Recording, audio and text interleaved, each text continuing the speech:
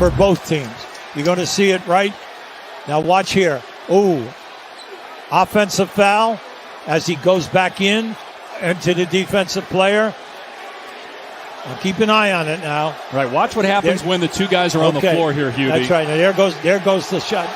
That's what Collins was upset about.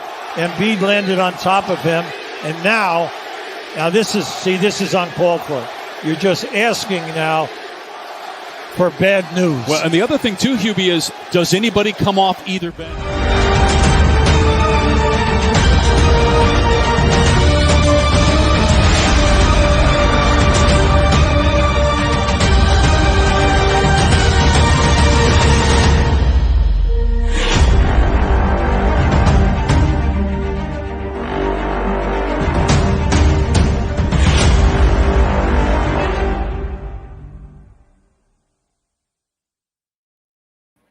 What's going on, everybody? It is the DSM Sixer Tailgate Game 7 preview, man. It's popping. It's winner go home. Man, I'm excited to be here. I'm JD Oracle. I'm here with my boy Scotty Talks to my right. I'm down below, right below me. I got my man Phil. What's up, Phil? What's going on? And then on the beat somewhere is Dylan. Somewhere just living it up, getting suntan, but still can't miss the pregame tailgate. We got my boy Dylan. What's going on, Dylan?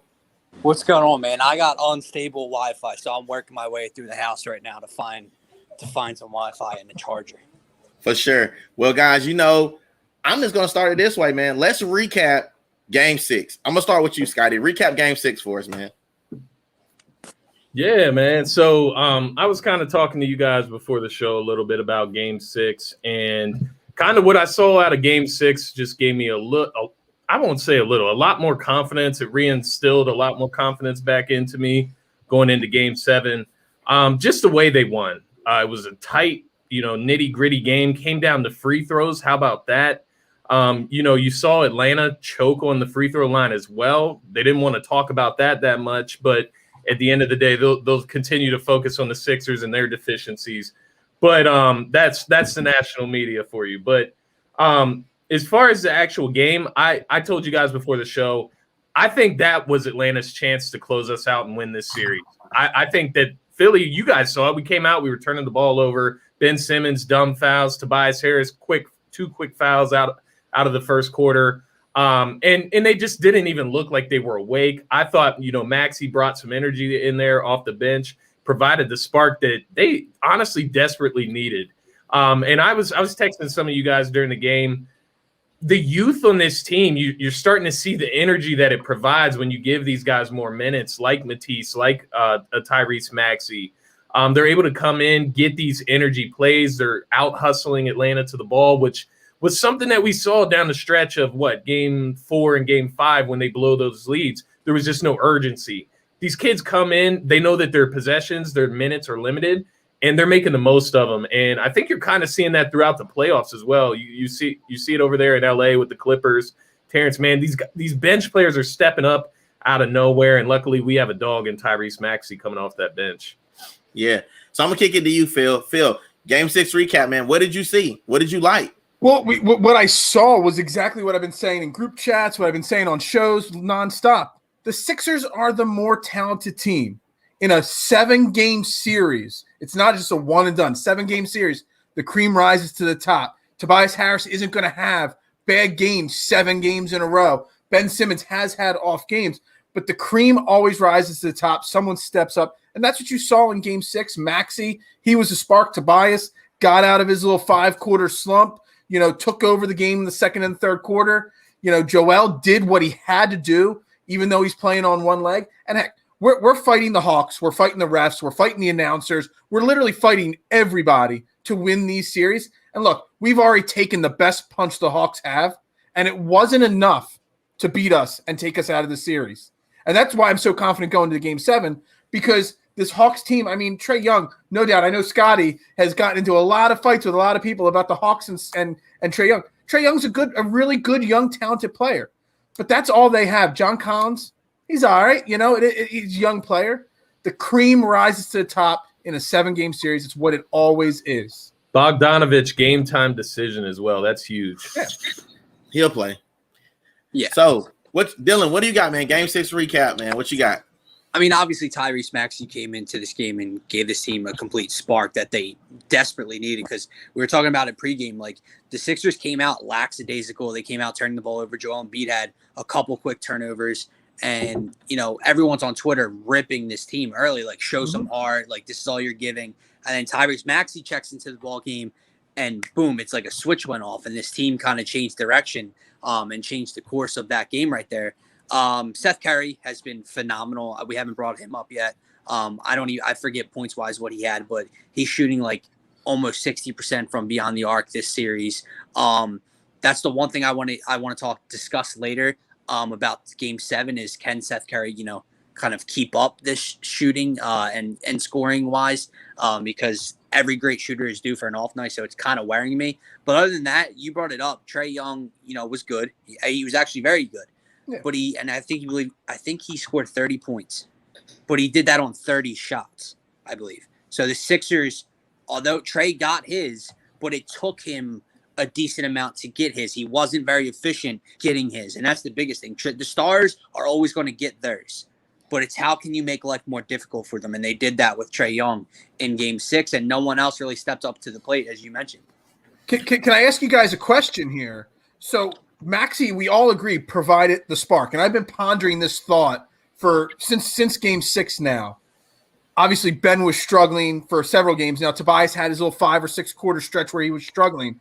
Maxey's spark lit the rest of the team. If Ben Simmons does not get into foul trouble, Maxey might not get the minutes in Game 6 to spark the team, because Doc Rivers had talked about shrinking the bench. So what are we talking about today if that foul trouble doesn't happen? Do we still win that game? I mean, it's something that's been rolling in the back of my head now since that game ended, is Maxey doesn't get that chance unless Ben is so mentally checked out he commits stupid fouls and gets pulled from that game. We might not even be talking a pregame show right now. Yeah. So I wanted to throw this out there, and I'm answering your question, Phil. Honestly, to be completely honest with you, I don't really know what happens, because I was watching a team that was really, really down in the dumps. Like, I don't know what the hell happened. I don't know if they had a really crappy pregame meal or whatever. But to be 100% honest, these dudes, Maxey is the truth. And I've been saying he the rookie and the vet. That's a line in the song. You guys look it up if you don't know what song it is. I'm not here to educate you. But if you're the rookie and the vet, you got to know that this dude's getting in and he's putting pressure. He does what Trae Young does for Atlanta for us. He puts pressure. He can get to the basket. He's not a big, great shooter, but he's going to get to the middle and make those little plays. He's going to make some mistakes. He is young, but I don't know if I told you guys, but Sam Cassell is his pro. Like, he's his guy. And every time you see him go to the bench, he goes straight to Sam. And I wouldn't ask for a better sensei, so to speak, than Sam Cassell when it comes to getting to a bucket and making it very hard to guard. Yeah, that's my point. And Tobias Harris played excellent. I don't know. We're just kind of like going by him because he had a crappy game, but I love seeing him bounce back from his crappy performance, and that makes me feel good. So real quick, guys, we're going to talk about strategy for the game coming up. We're going to go in reverse order this time. We're going to start with Dylan, then we're going to go to Phil, then we're going to hit you, Scotty, to wrap it up. Strategy. I mean, I think defensively it's the same key as it's been all series long for the first 6 games. It's how can you make life difficult for Trae, right? Because if you make other guys step up and they're hitting shots, if Lou Williams comes off the bench and shoots like he did, if Danilo Gallinari's hitting shots, Kevin Huerter's hitting shots, and that's how they beat you, I mean, you just got to tip your cap at that point, right? If you get beat that game, but if you can make life difficult for Trae Young, if Ben doesn't get in foul trouble and he can kind of be physical, if the refs let Ben get physical with Trae earlier in the game, it's a great sign. So defensively, that's the biggest key, is just making life more difficult for Trae Young. Outside of that, they don't have any killers on their team. If they're hitting shots like in Game 1, what are you really going to do defensively? But that's the bottom line defensively. Offensively, I think it's kind of the same thing we talked about pregame of Game 6, and that is, maybe letting Tobias Harris, eat early, letting him get into a rhythm, and then letting Joel Embiid, like all the great ones do, all the stars do, kind of work themselves into the game as the game progresses, so he's not, destroyed by the fourth quarter. And then if there's any way possible that you can get Ben into a slate rhythm, I don't know. If Ben can keep the pace up, because Scott, you're in a group chat with myself and Gint, and he's commenting now, but he's not on. But I believe at one point he made a great point in Game 6. Ben Simmons was not having a great game again. But there was a certain stretch when Seth started cooking in the third quarter where Ben was pushing the tempo, grabbing defensive boards, pushing the tempo, and Seth hit like 2 transition threes in a row. And it made life really easy for him. If Ben can just, it doesn't have to come in the points category. If he can just control the tempo, control the pace, and be effective that way and get in the paint and kick, then that's how you get him into a rhythm. I don't necessarily mean Ben has to get into a rhythm scoring-wise, just in the offense. He can't just be off ball, not touching the ball in the half court for 8 straight possessions, and if he does, he kicks it in 2 seconds. And that's what I got strategy-wise. What's up, Phil? What you got? Yeah, I mean, to kind of jump on what Dylan's saying there, I mean, I don't even care what the point total. I mean, I've got a same game parlay going, and I've got the under on the 15.5 points for Ben Simmons. But I'm in like 20 group chats, and I said, if we can get game 1 Washington, Ben Simmons, what was it, 5 points, 15 assists, 15 rebounds, lockdown defense, that's all you need from Ben. That alone, we win this game. I don't care which one of our players is slumping and which one's hitting shots. That Ben Simmons is all you need. On top of that, obviously, I want to see the rotation shrink down. And I comment 9, 10 guys in the first quarter last game, but that was because of the foul trouble. If we don't have a foul trouble issue in the first quarter, I want to see your starting 5. Yes, Furkan, starting 5, that's fine. I want to see Maxey. I want to see your 8 to 10 minutes from Howard. And outside of that, I don't want to see other guys get minutes. I want to see our starters out there. I know Joel can't play 48 minutes, but he can play 38, 40 minutes in a game 7. Ben, Tobias, they need to be out there for the full 48.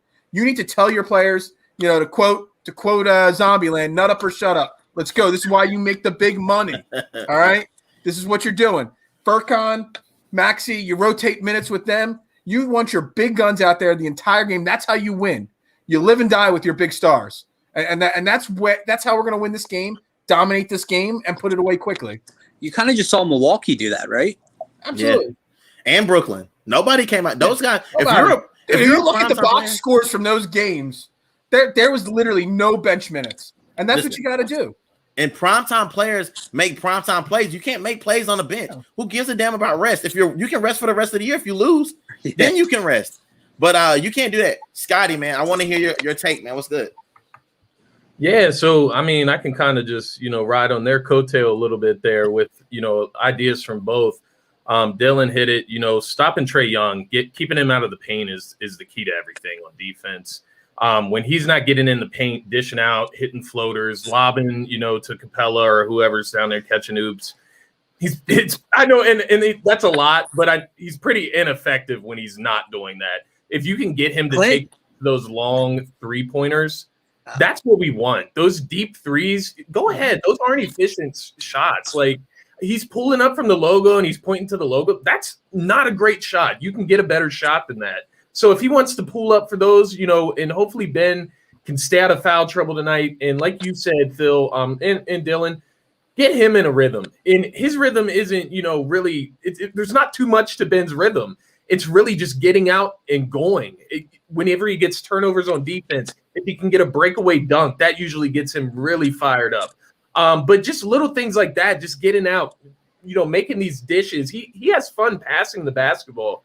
And you just hope. I'm looking at the box score from last game. Only 4 Sixers in double figures, right?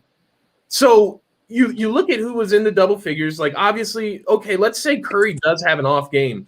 It's about time for some of these other guys to step up. It's time for a Korkmaz game. It's time for, if Shake gets minutes, if Tyrese Maxey gets in, Thibault getting active. So it's time for these other guys to step up.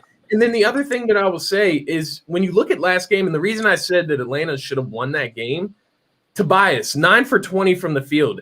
Not great shooting percentage, even though he had a very effective game. I know that. He took over in the second half and in that second quarter.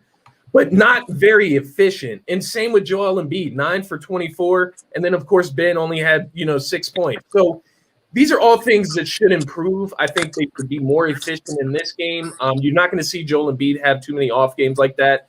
The last thing that I'll finish on with strategy here is stay steady with attacking the paint. I cannot stand when Joel Embiid, you can kind of just tell when he's getting tired. And it isn't just him. They'll just start jacking up these contested threes, They're not getting into their offense. They're not getting open looks and settling for jump shots.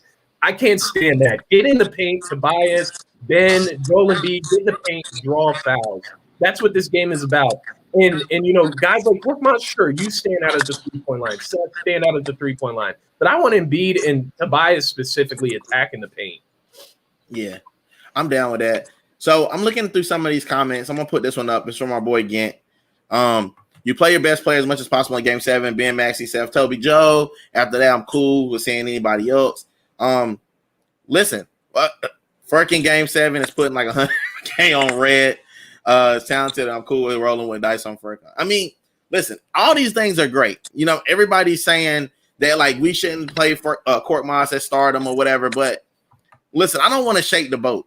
I don't want to rock it. If he gets if he gets to a thing where he's like he's messing shit up, get him up out of here.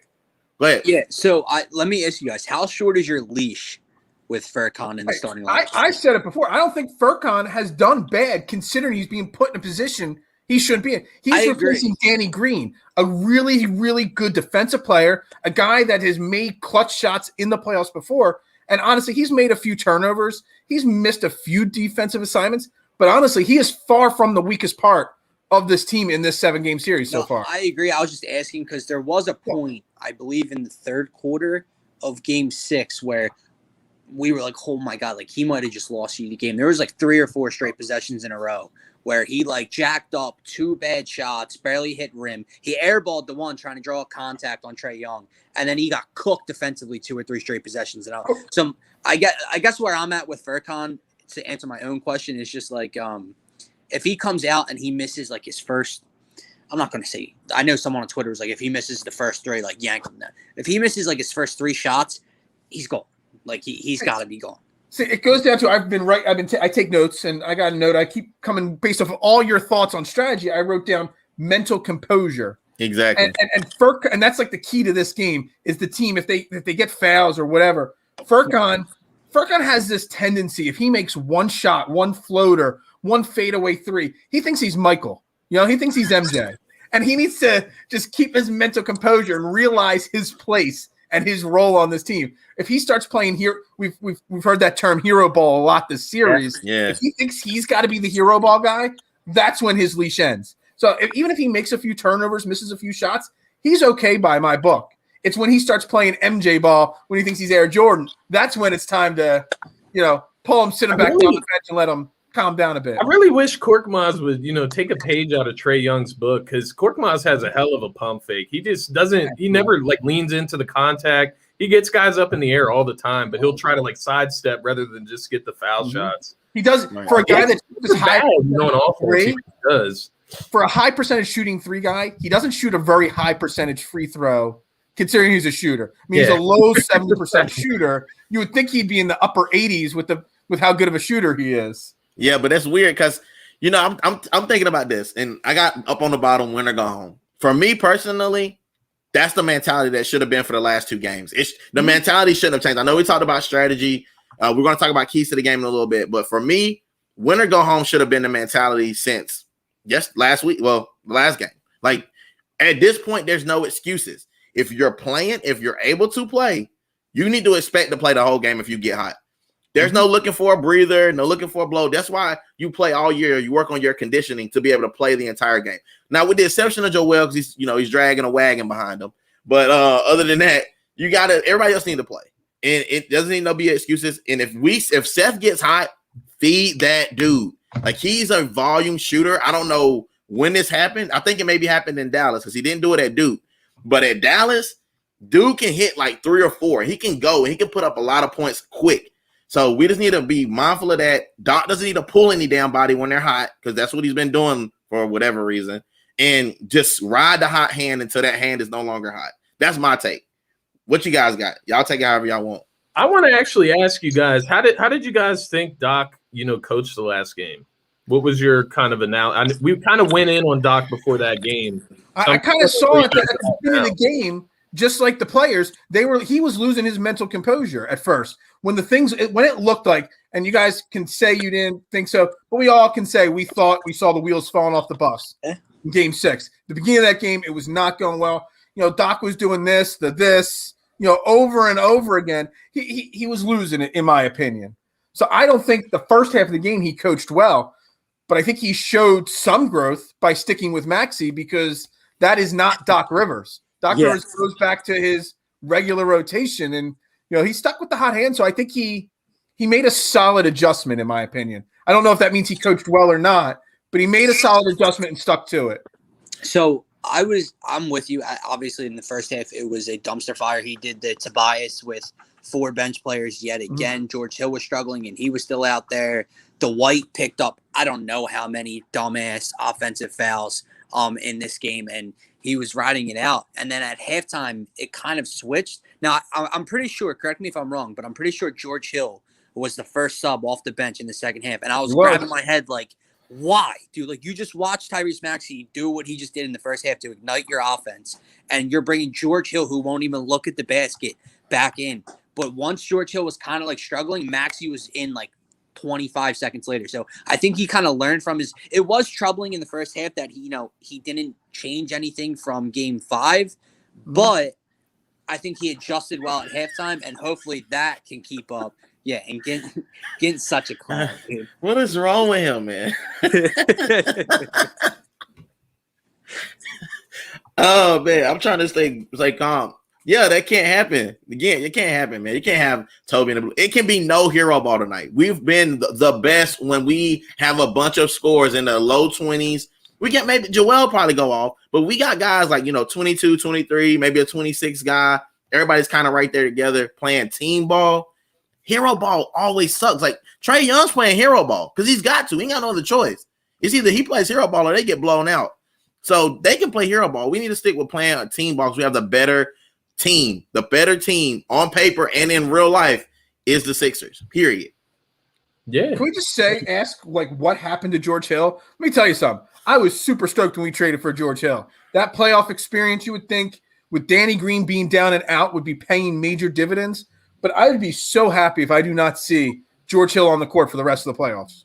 Because I don't know whether he lost it, whether he just doesn't fit the system, or maybe he was never as good as we thought he was. I think you're going to have to play him just for his perimeter defense.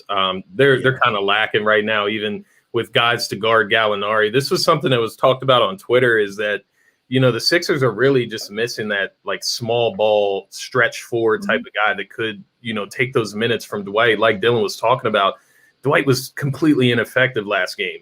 And whenever he's having those games where he's just keeps like looking at the refs and getting into it with sometimes Dwight gets out of his headspace there. And whenever he's having those games, you just need to erase him from the game plan because you can't have him in the game, especially in these high risk, high, reward moments. It would just be so beneficial to have somebody in there like a Danilo Gallinari that can come in, stretch the floor, play that stretch four and maybe even guard, a smaller center. So that's where I'm at with George Hill. I think he's just a filler at this point just because of his perimeter defense. Yeah. Obviously, you expected him to be more effective on offense, and you hope that he can at least just be like a spot-up shooter. But I think that's the problem. He's not shooting it, period. Like, it's not that he's missing a bunch of shots. Yeah. He's just really not shooting. But the one thing I wanted to comment on, I know one of you guys asked about Maxey and, him starting or, coming off the bench. He has to be the first guy off the bench tonight, and it can't be George Hill. It can't be Shake Milton. It can't be any of these other guys. Maybe Matisse Thybulle, depending on how Ben, his foul situation. But, if we're going off natural order and game plan, Tyrese Maxey has to be that first guy off the bench. He brings to the game everything that the Sixers have been wanting for a while now, and it's just that dribble penetration. I can't remember who said it earlier about Tyrese Maxey. It might have been you, JD, or about Tyrese Maxey providing everything that Trae Young has provided for the Hawks. And obviously he's not shooting at a high clip from 3, but that's not the point. He has an arsenal, and he has that floater, that mid-range game. He can make the passes, and he did hit some shots last game. And the kicker about Tyrese Maxey and why I think he has to be the sixth man for us going forward, honestly, is because he has stepped up on the defensive end. He was guarding Trae Young pretty well, honestly. He's really quick. He can keep up with him. He can kind of, stay side by side with him when Trae Young gets downhill. And of course, he got caught a couple times. Trae Young's going to catch some guys. That's going to happen. He hit it like a fadeaway 3-pointer from the right side. If he's hitting that, that's a bad shot. Once again, pulling up from the logo, that's a bad shot. Fadeaways from the 3-point line are not good shots. Of course, when they make them, it's great, right? Everybody loves it, but it's not the shot that you draw up. And as long as Maxey can continue that consistency on the defensive end, he's always going to push the pace on the offense. Yeah, real quick. I thought I've been drinking a lot today. Gint must have been drinking an entire case of Corona Light with the comments that are coming out of his mouth already this show. And just to touch on Scotty's Dwight point, dude, I love, Dwight Howard for who he is. And I love when he's in front of the home crowd and he actually comes in and produces and he's just not being a dummy and just cleaning up the glass and, maybe blocking a shot and, doing whatever he has to do. The shit he pulled in game 6 dude, I'm trying not to laugh. It can't happen tonight. In a game 7, dude, he had a Tyrese Maxey 3 just erased. And you know what? You can call it a bad call by the refs going back to the replay. And if it was released before the foul, whatever, I get that. But still, there was no need for him to do 3 of the fouls that he had, right? Oh, my God. Keep this kid's comments off the screen because I can't see any of them out. But it can't happen in a game 7. Imagine if it's late in the third quarter and Seth Curry chucks up a 3 and it hits to put us up by 2 or whatever, and it gets blown off because Dwight threw someone onto the ground. Like, you're going to lose your mind. He's the veteran. He's one of the veteran leaders we have right now. That shit cannot happen tonight. Can I throw this out there real quick? 'Cause I want to say this. Now, officiating has been an issue. I wasn't going to bring it up because, you don't want to bring, salt into the game. But I'm going to be 100% honest. There was at least, I counted about 8 points taken off the board from just terrible officiating. I'm not, you know what? I'm not even mad about Dwight Howard doing that shit. You know why? Because that's who Dwight Howard is. He's the enforcer. He does stuff like that. It sucks that he does it. Don't get me wrong. In the wrong situation, that is bad. But at the same time, I'm glad that he's throwing people on the damn ground because it could be the other way around. And we could be getting bullied. So, and then even with a lot of people are talking about the Joel Embiid skirmish with the kid. That dude kicked dude. Like, let's be honest. John Collins, yeah. Yeah, he kicked him. So at the end of the day, I know you mean the play that Joel Embiid somehow got fined $35,000 or you got a charge in a restricted area. Like, how did that even happen? How did you charge him? Or how about early in the game when John Collins caught a lob and literally put Joel Embiid in a headlock, but there was a foul called on Joel Embiid. Dude, none of it makes sense. And the fact that, listen, I agree with you, JD. I hate blaming officials. And the Sixers won the game. So it's not like we're sitting here blaming the officials for, blowing the game and we lost and got eliminated or whatever. The fact that the Sixers had 3 free throws attempted in the fourth quarter, dude, like, is that serious? And none from the starters. Not one from the starters. 1 from Dwight Howard on an N1 dunk and 2 from Tyrese Maxey in the fourth quarter of an elimination game. That's ridiculous, dude. Yeah. That's, again, I'm going to go back to the term. That's where the mental composure needs to be. You're from 100% Dwight, right. from Joel Embiid, from Doc Rivers, from everybody. Yeah. You need to keep your composure tonight. We should win tonight. There should be no doubt in our mind. But for some reason, this Hawks team and the referees and the announcers have gotten under these guys' skin so much that they're losing focus. They're a better team. I don't know about you guys. I honestly found last game, and I never let that bother me. I never let national broadcast bother me. For the first time in my life, I found it bothering me in game 6. Like, I don't know why. It was just like, first of all, Hubie Brown, I don't ever want to see call another game for the Sixers ever again. I can't stand it. He just is on a different planet than everyone else. He's watching a different game. They don't comment on the Collins headlock on Embiid. They're just freaking out. I watched how many possessions in a row. Trae Young hit a 3. They lose their minds. Seth Curry comes back and answers with a 3 to extend the lead, and it's like Seth Curry for 3. The whole lights going out situation. When the lights went out. Comments made when the lights went out. Yeah, Trae Young literally shot the lights out. Really? Because Trae Young shot 13 of 30. So explain to me how Trae Young is shooting the lights out.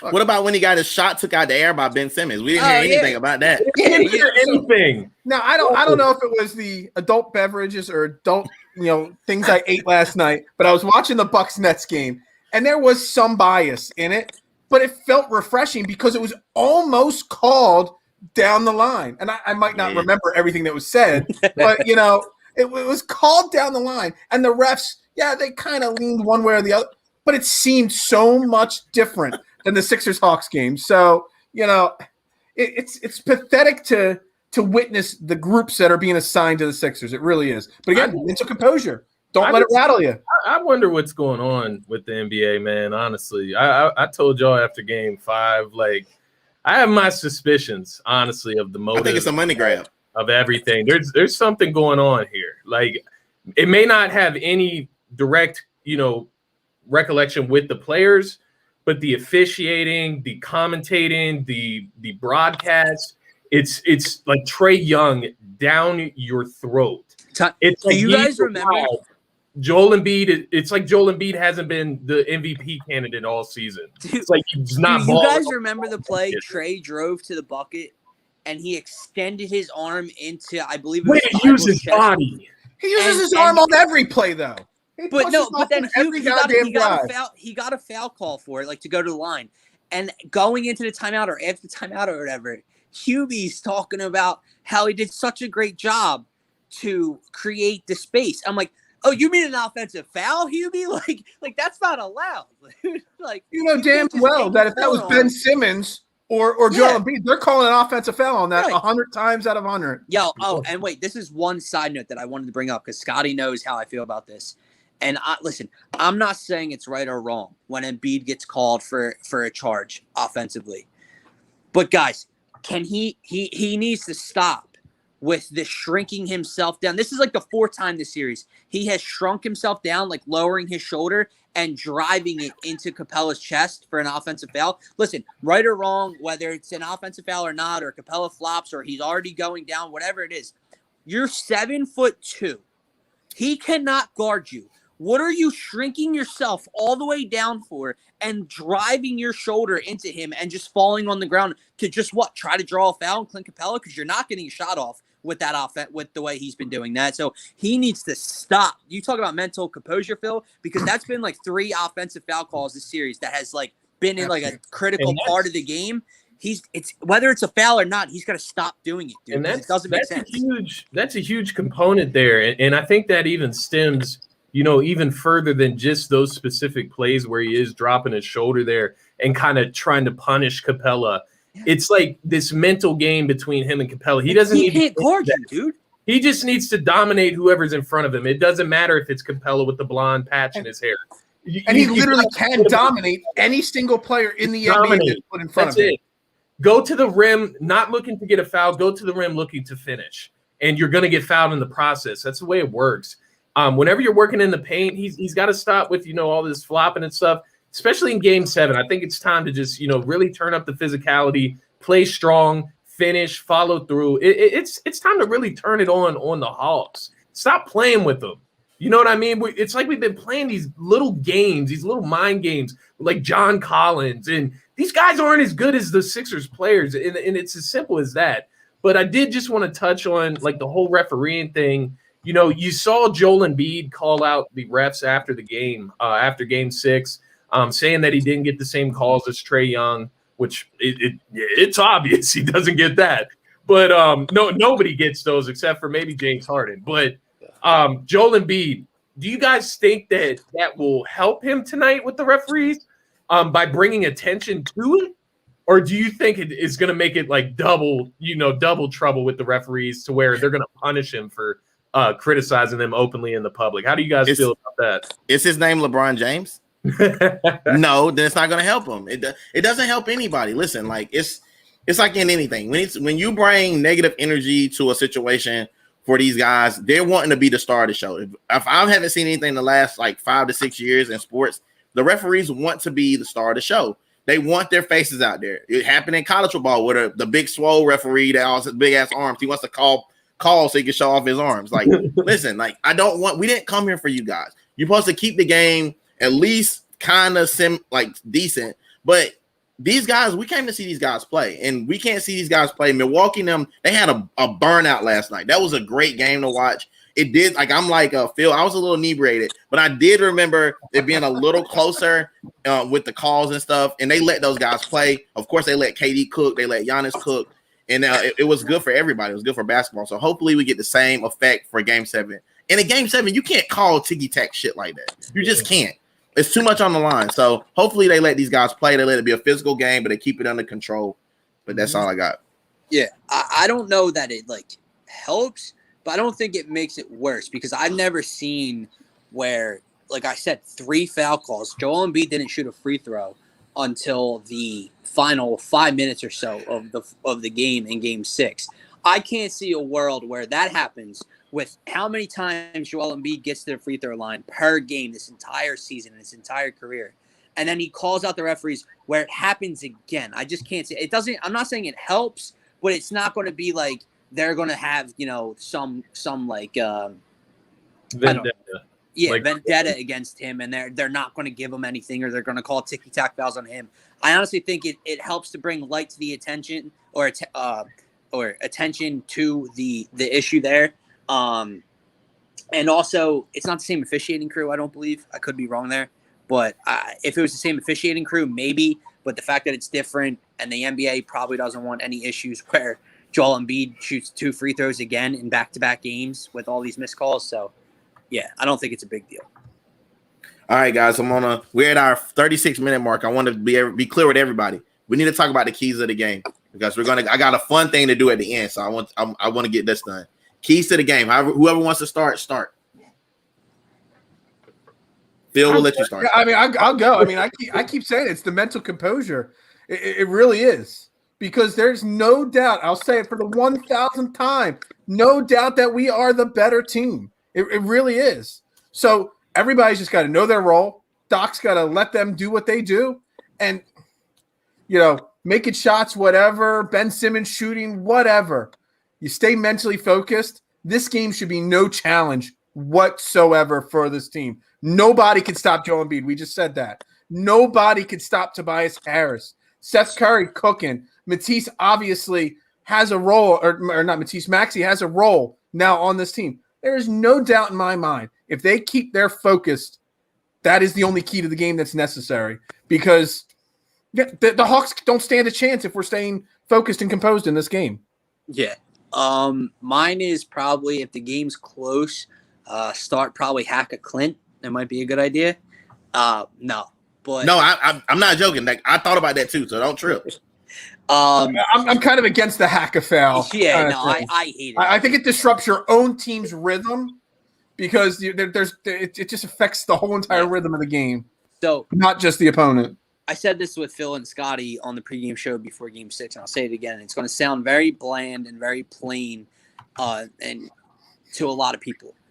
But if the Sixers are just themselves, if Ben Simmons, if Tobias Harris, they don't need to step up their game. If they just get back to being Ben Simmons and Tobias Harris. Phil has said it so many times. We've all have said it. They are the better team. They don't need to escalate their game. They don't need to take their game to another level to beat this Atlanta Hawks team. If they're just not the Tobias Harris of Game 5, the Ben Simmons of Game 5 and Game 6, they will beat the Hawks tonight.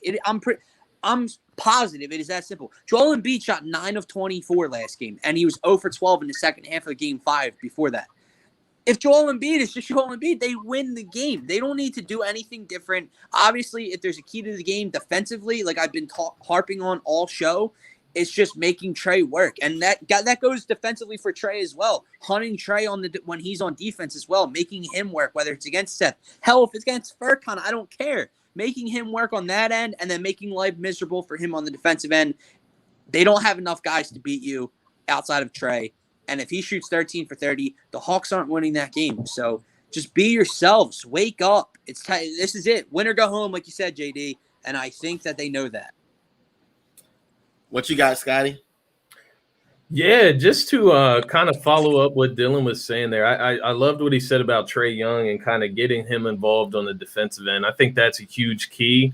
That's what I said I loved about Korkmaz in the starting lineup. You can't hide Trey anywhere. No matter where you put him on defense, there's somebody that can attack the paint and draw fouls on him simply. And, I know we talked about the officiating already, but Trey Young had quite a few fouls at the beginning of that game that just simply weren't called. And if they're just willing to call the game a little bit fairly, they can definitely get him affected by foul trouble himself. And if he's not going to foul, then he's going to give up buckets. But just to follow up on that, I hate to beat the Tyrese Maxey drum, but that's why I love Tyrese Maxey, because he's going to put Trey Young in the mixer. He's going to drive him into the lane, and he's going to create contact, and he's going to draw fouls. Same with Lou Will. Whenever you bring Maxey in, he's able to take Lou Will off the dribble, make him work on the defensive end, and then he comes out and he plays flat on the offensive end. So just, simple stuff like that, making guys work on the defensive end. And like I was saying earlier, get in the paint, get foul shots, make the refs call it. You go up with the intent to make the shot, you're going to get fouled. You guys are bigger, you're better, you're more skilled. It's what's going to happen, and that's falling in line with exactly what the – I think Dylan just fell off. I got you. That's exactly falling in line with exactly what you guys were saying there. Sixers just need to be themselves. They don't have to play out of themselves. They're better than them. They can beat them. And you just got to remain focused, like Phil said. That's going to be the key here in a Game 7. Show some more mental composure than that young Atlanta Hawks team. Let them blow themselves up. Let them turn the ball over. Let them get frustrated with the refs, whatever the case may be. Follow your fans. Embrace the culture. And embrace the environment of Philadelphia being at home for a Game 7.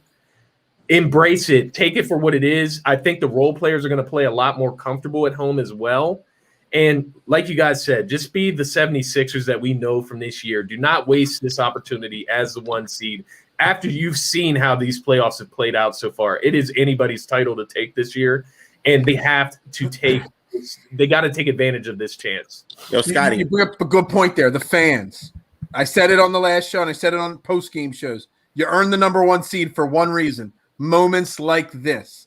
The fans need to show up, and the fans need to be right there ready to roll and not get down on this team, because we've seen the mental weakness of some of the players on this team. The fans need to show up tonight and put out 110% effort.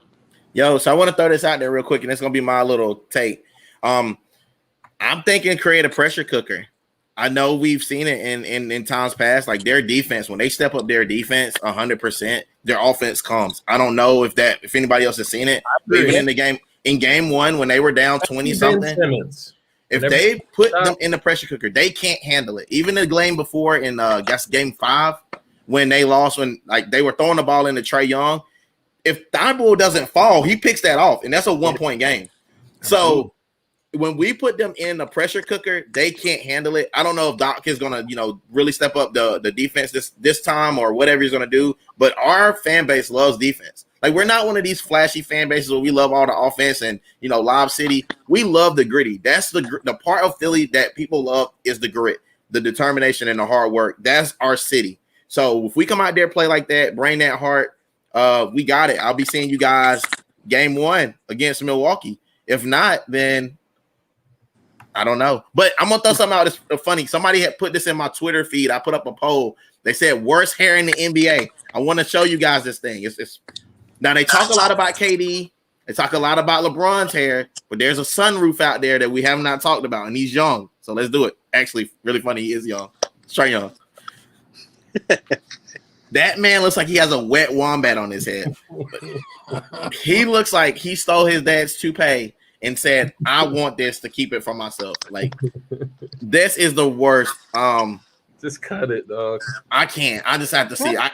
Every time I see it, I think about male pattern baldness. And I'm not, I'm not too good up here, but I ain't looking that bad. You keep yours looking good, though.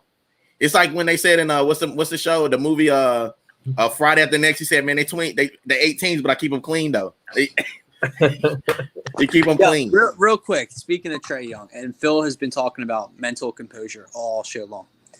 I don't know if anyone else has noticed this, but when the Hawks get down and they're getting beat up and calls aren't going their way, Trey Young's mental composure is not very strong. So that's another component of this game is if you can frustrate him, you frustrate their motor, their heart. And if you can do that effectively, you're taking away all of them. John Collins, Clint Capella is going to start pushing Embiid. Gallinari is going to come in and do some shit. So they are a very young and inexperienced team. And I believe it. I said it after game 5, even when I was down and out on this team and they had taken my heart after that blown lead. If it got back to a game 7, Atlanta's inexperience and youth would show. And I believe it will show tonight.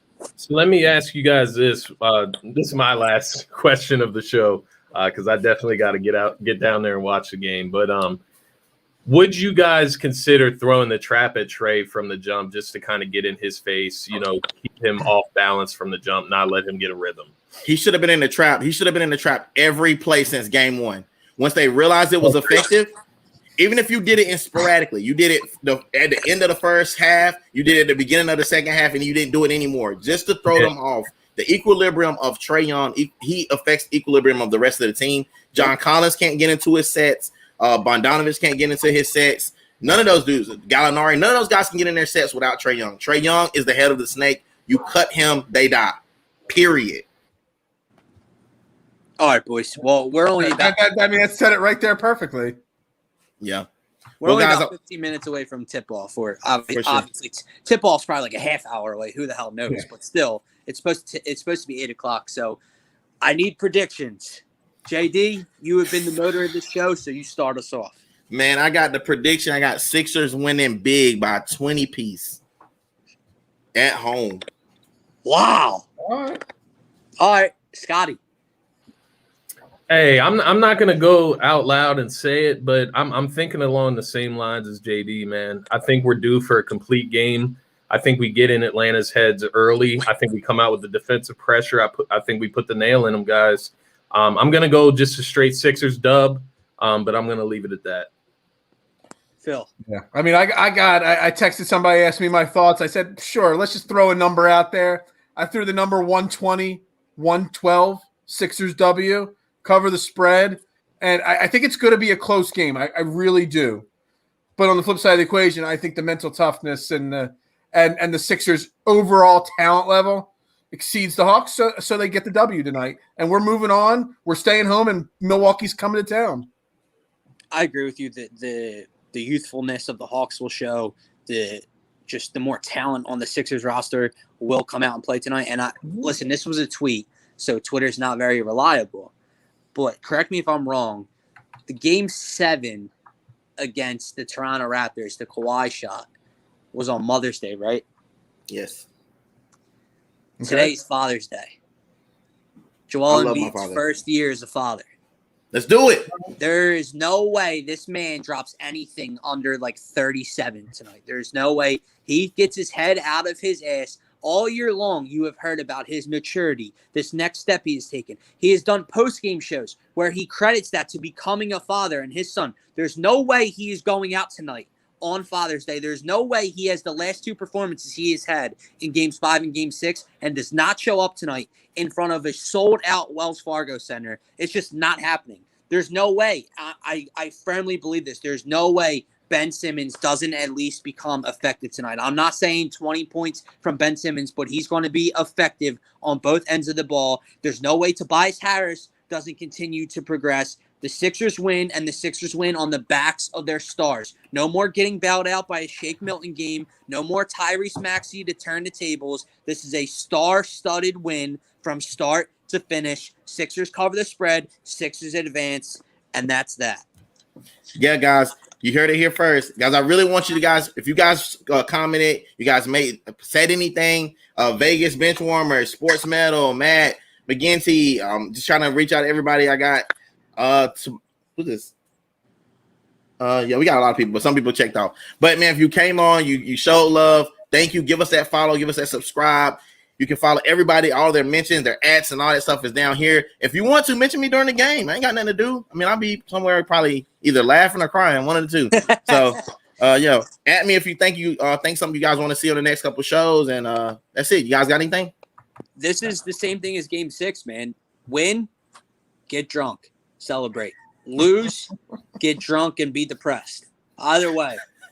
Hey, and I'll just throw it out there, not to plug my own, but I'll be live on my accounts as soon as the game ends, doing post game. Anybody is welcome, not just you guys. We put the link in. We're kind of trying to start a little call-in process, but on the screen. Everybody gets to click the link, come in, just like you would on the radio. Get a minute to voice your frustrations or your excitement over however the game goes. So make sure you're ready to go for that show tonight. Hey, W's Vegas. The starting lineup is out. Bogdanovich is starting, and also they got Furkan Korkmaz in the starting lineup for the Sixers. So no changes. Let's get it, man. All right. Sixers and 7. Play that song. Ring that bell. I actually have the song, but I'm not going to play it. Who's ringing the bell tonight? I don't know. That? Don't know. Do Maybe we care? They should have saved Triple H. We about to find out. Yeah. Ooh, who would you guys like to see ring the bell? Honestly, I don't care. Sam I Hinkie. think the ringing the Sam bell Hinkie. thing is the most overhyped thing in the game. I can't stand it. Sorry. All right, boys. all right, y'all. I'll talk to you guys. Until next time, guys. We're out. Deuces. Peace. Peace.